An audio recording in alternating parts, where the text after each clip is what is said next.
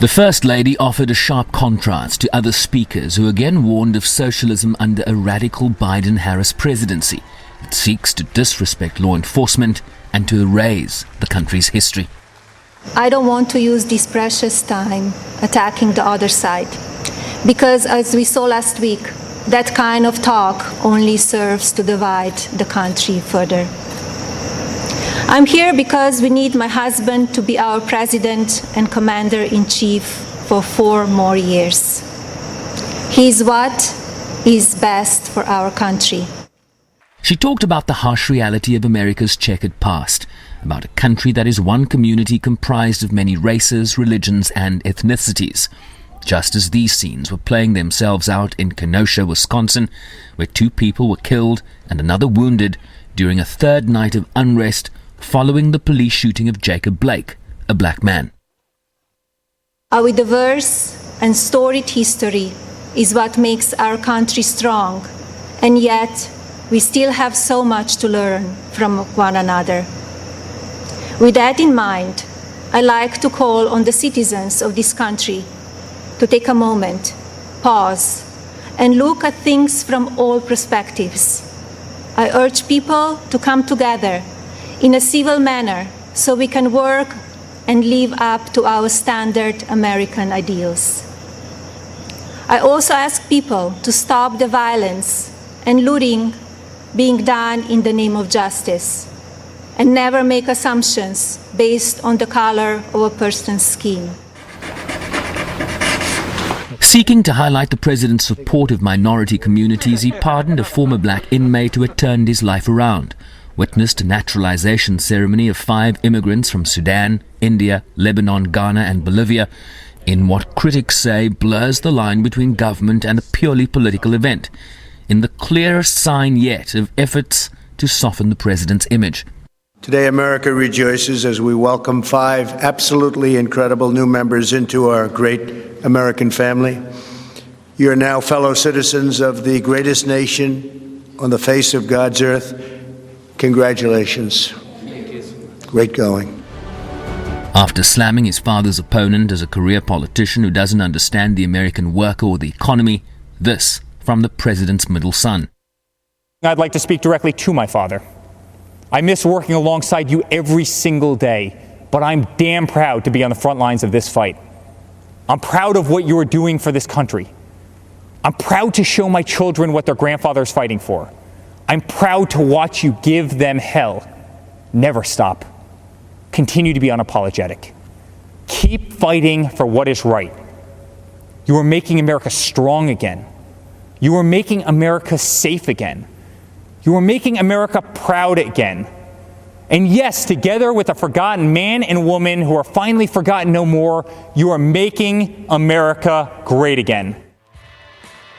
Headlining Wednesday night's lineup will be Vice President Mike Pence, who will formally accept his party's nomination for a 2nd term. Sherwin Bryce-Pease, SABC News, New York.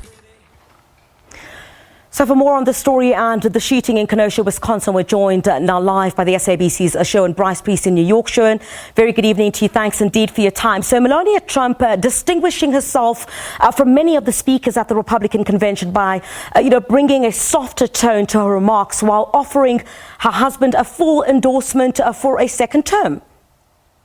An absolutely accurate description there, Criselda. She was really the first person to overtly express words of empathy regarding the almost 180,000 Americans that have died from COVID-19, the coronavirus pandemic. She said, "My deepest sympathy goes to everyone who has lost a loved one, and my prayers are with those who are ill and suffering. I know many people are anxious and some feel helpless at this time." So real words of contrition there. But she also, as you correctly point out, offered her husband her full endorsement. No matter the amount of negative or false media headlines or attacks from the other side, Donald Trump has not and will not lose focus on you. He loves this country and he knows how to get things done. She also talked about, despite the unprecedented attacks from the media and opposition, he will not give up. In fact, if you tell him it cannot be done, he just works harder. She also misrepresented some facts. She talked about how the president had built an administration with an unprecedented number of women in leadership roles. I quickly did a Google search of the cabinet. Of the 23 cabinet-level appointees in the current administration, only 4 are women. So I'm not quite sure what the First Lady was referring to in terms of an unprecedented number of women in leadership roles. She also concluded, we all know that Donald Trump makes no secrets about how he feels about things. Total honesty is what we as citizens deserve from our president, whether you like it or not. So referring to total honesty from a president that lies every day. So some misrepresentation of the facts from the First Lady, giving her husband a full endorsement, which is essentially her role in a political convention, and also her condolences to the lives lost during COVID-19. And Sherwin, in a departure from tradition, federal employees, including the acting Secretary of Homeland Security and the Secretary of State, also participated in this political event. So what did Mike Pompeo say, and how is that being received? Yeah, I mean, the big concern here, Griselda, is around something called the Hatch Act. The Hatch Act is a 1930s law that tries to separate executive or federal employees from political events. So if you are a secretary, a high-level appointment in the cabinet of the executive, the expectation vis-a-vis the Hatch Act is that you will not participate in political events like a Republican convention. And what you saw at the White House with the acting Secretary of Homeland Security administering the Pledge of Allegiance to those 5 immigrants that became citizens at the White House in the presence of the president. You also had Mike Pompeo, the current Secretary of State, speaking from Jerusalem, where he is on official business during a overtly political event, really trying to portray some of the president's foreign policy successes, talking about how the temperature had been lowered in terms of relations with North Korea, the elimination of the Iranian commander that was taken out by a strike ordered by the president in January.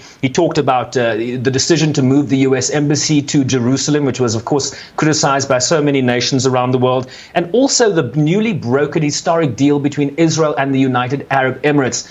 But a foreign policy remarks from the secretary would not be complete without reference to China. This is what he had to say about Beijing. In China, he's pulled back the curtain on the predatory aggression of the Chinese Communist Party. The president has held China accountable for covering up the China virus and allowing it to spread death and economic destruction in America and around the world. And he will not rest until justice is done. He has ensured that the Chinese Communist Party spies posing as diplomats in America are jailed or sent back to China. And he has ended the ridiculously unfair trade arrangement with China that punched a hole in our economy. Those jobs are coming back home.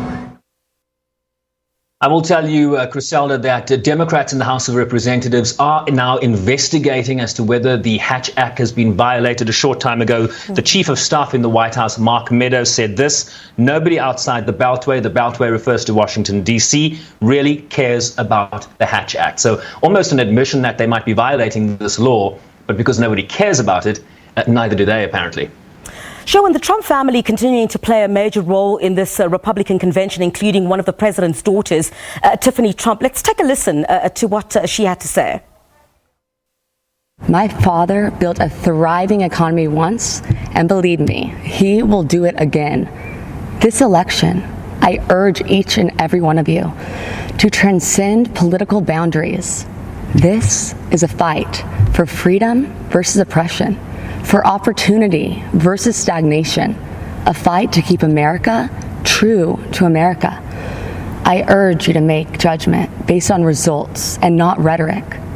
People must recognize that our thoughts, our opinions, and even the choice of who we are voting for may and are being manipulated and visibly coerced by the media and tech giants. If you tune into the media, you get one biased opinion or another. And what you share, if it does not fit into the narrative that they seek to promote, then it is either ignored or deemed a lie, regardless of the truth. Sherwin, let's just change the focus there a bit before I let you go. I mean, the latest from Kenosha, Wisconsin, after the shooting of Jacob Blake in the back by police a few days ago. Violent scenes in that area over the last 3 nights, including the additional shooting of 3 people, with the 2 of them killed overnight. What can you tell us? Yeah, let me just confirm that breaking news that a 17-year-old, and you see that person walking, we believe it's that person in the green shirt walking with the long rifle. He has been arrested, a 17-year-old accused here of murder, essentially killing 2 people, shooting a 3rd person, as these scenes, similar to the ones we saw in the aftermath of the killing of George Floyd earlier this year. Violent scenes of looting. We know that the law enforcement has been bolstered. The National Guard has been sent into Kenosha, Wisconsin. But we also heard from a very somber family of Jacob Blake yesterday, including his mom, his father, and a number of his sisters. One of his sisters is Letetra Windman. Listen to what she had to say, Griselda. I am my brother's keeper. And when you say the name Jacob Blake, make sure you say father. Make sure you say cousin.